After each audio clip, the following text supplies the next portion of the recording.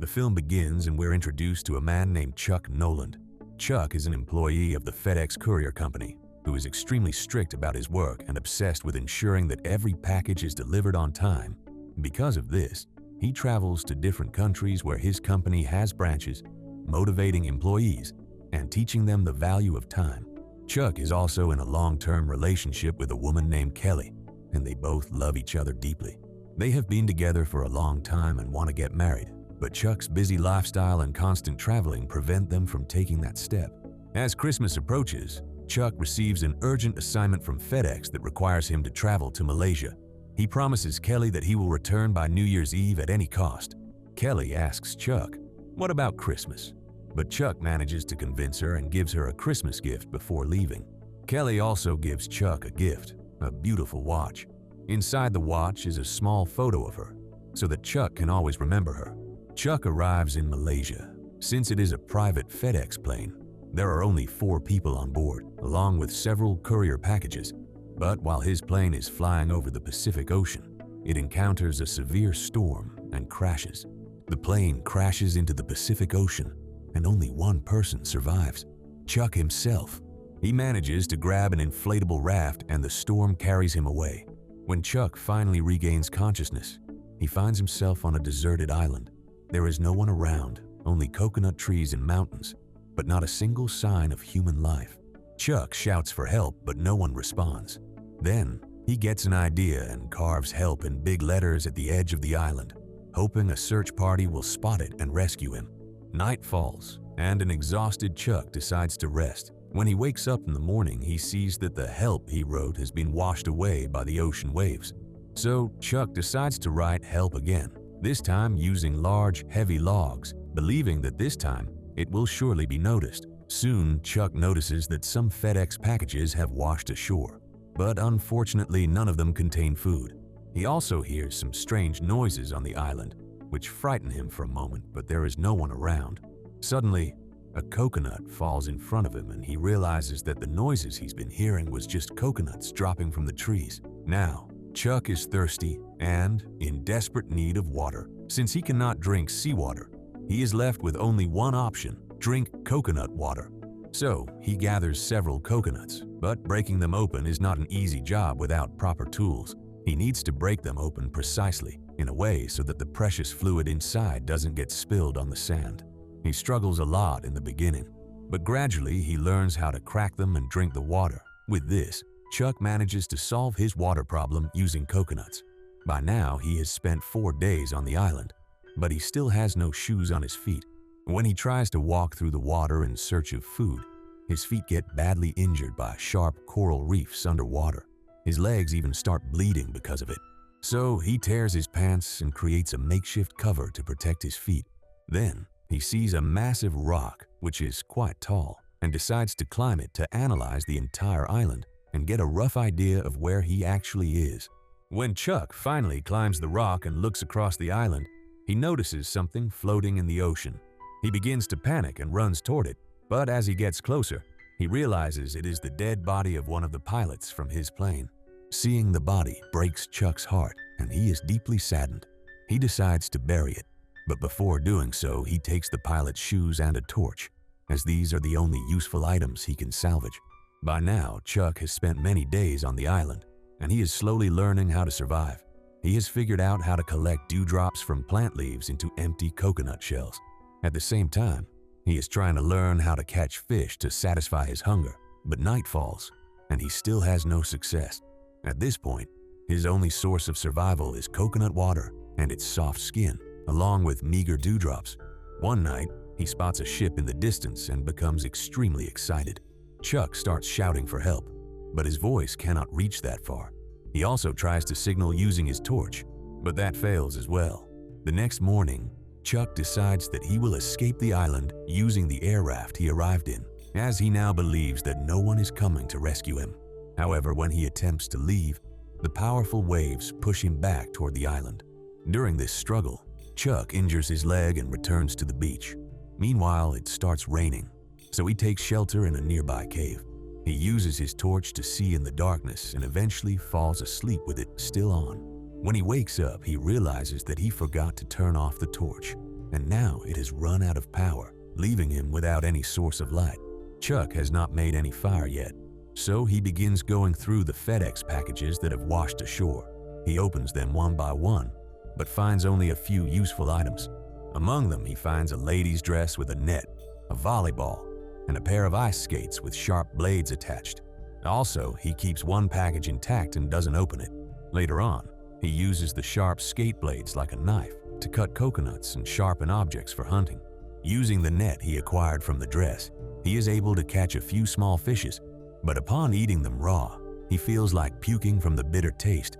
Just then, he spots crabs wandering around the beach, and an idea strikes his mind. Using the sharp blade of the skates, he sharpens a piece of wood into a weapon and once again tries to catch crabs. This time, he succeeds. However, the biggest problem now is that he cannot eat the crabs raw. He needs fire to cook them. He tries repeatedly to make fire but fails each time and gives up. While eating a coconut, he suddenly gets an idea. He starts rubbing two pieces of wood together, but that too ends up badly as the stick slips, injuring his hands in the process. In a fit of rage and frustration, he throws the sticks in the nearby volleyball, screaming in agony and frustration. After his anger subsides, he washes the injury with seawater, bandaging it with a piece of cloth, and then he retrieves the sticks again. He also picks up the volleyball he threw in rage, which now has Chuck's bloody handprint on it. Seeing the bloody handprint, something shifts in Chuck's mind, and he draws eyes and a face on the volleyball, giving it a human-like appearance. And since the brand name Wilson is written on the back of the volleyball, Chuck starts calling it Wilson and even begins talking to it as if it were a human being. With new resolve, Chuck again tries to make fire, rubbing the two pieces of wood together once again. After a lot of effort, he finally manages to create fire. Seeing the fire fills him with immense joy. For the first time since arriving on the island, he truly feels hopeful. He sings and dances around the fire. He cooks the crabs in the fire and finally eats something likable at last, even offering some of it to Wilson. As the days pass by, one thing that troubles Chuck deeply is his toothache. He had this problem even before, but he always avoided going to the dentist. Now the pain becomes unbearable, and he realizes he has to get rid of the bad tooth at any cost. After a lot of struggle, he finally manages to break his tooth using the sharp edge of the ice skate, but he couldn't bear the searing pain and faints inside the cave.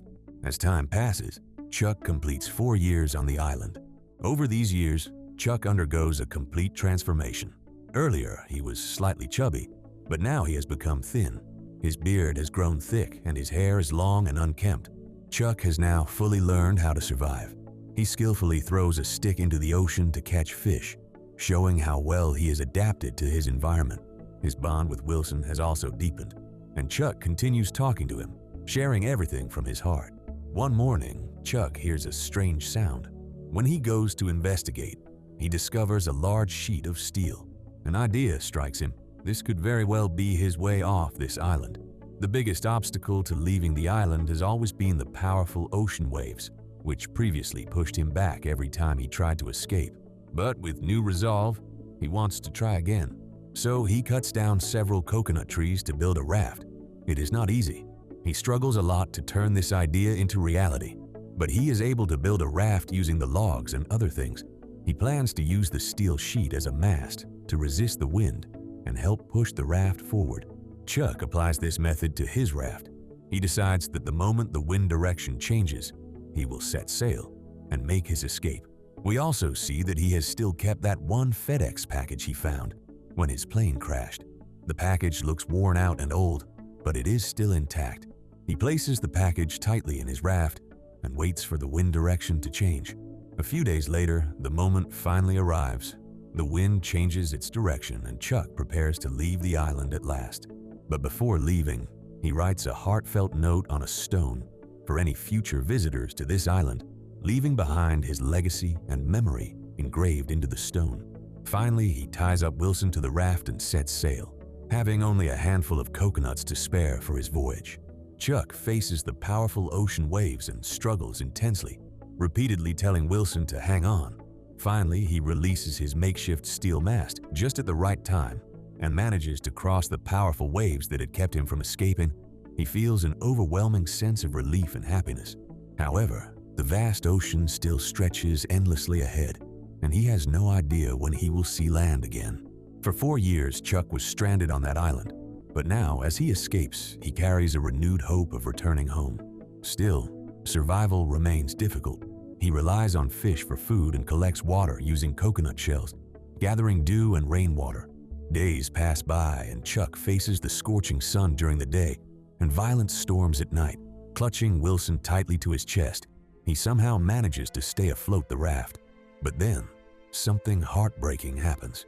After the storm passed last night, Chuck had fallen asleep, and unfortunately, Wilson falls into the ocean and starts drifting away. When Chuck wakes up and sees Wilson isn't there, he starts to panic and spots Wilson drifting away from him. Immediately jumping from his raft, Chuck desperately tries to save Wilson but fails. The waves have taken Wilson out of his reach. Heartbroken, Chuck swims back to his raft and breaks down in tears. Wilson wasn't just a mere volleyball.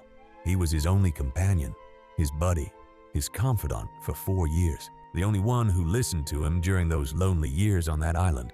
For Chuck, Wilson was more than just an object. He was his emotional support, his sense of existence, and his only friend.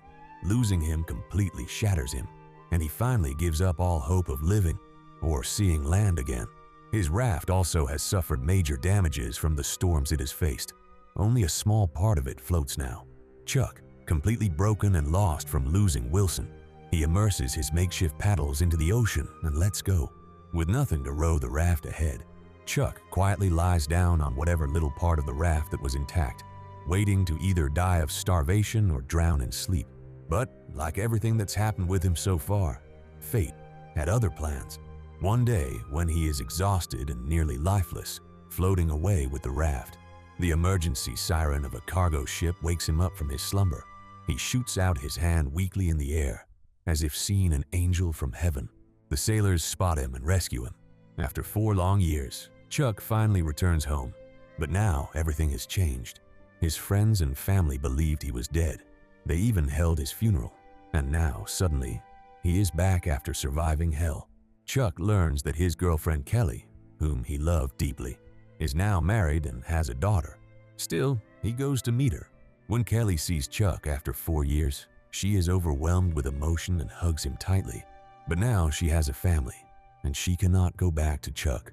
They both understand this and decide to go their separate ways. Chuck gives Kelly the watch she had given him as a gift the night he left for Malaysia 4 years ago. Kelly tells Chuck to keep it, but Chuck returns it saying, family heritage should remain with the family. However, he keeps the small photo of Kelly with him. Kelly still has Chuck's car, the one they spent so much time traveling in, filled with so many memories. As Chuck begins to drive away, Kelly calls out his name once more.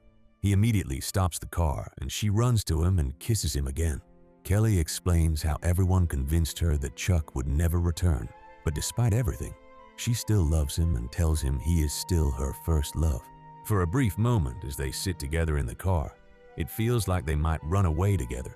The conflict was clear in Kelly's face, and Chuck could tell she was ready and willing to elope with him. But Chuck gently says, your family needs you. You should go back, Kelly, and be happy with them.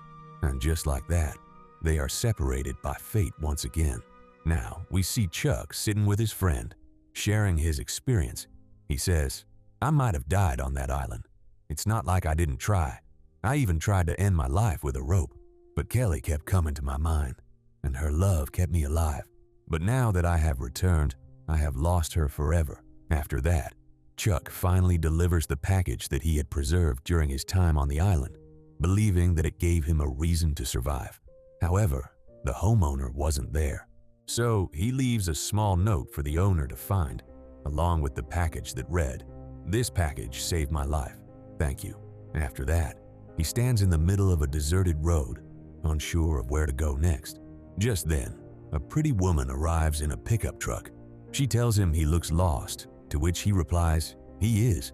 She gives him directions and leaves after telling him good luck. Chuck watches her go.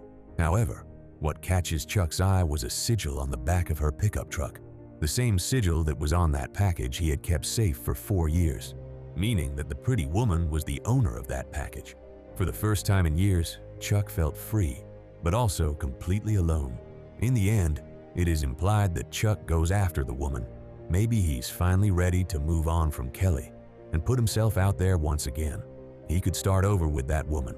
It all starts with a small hello, leaving his future to the viewer's imagination.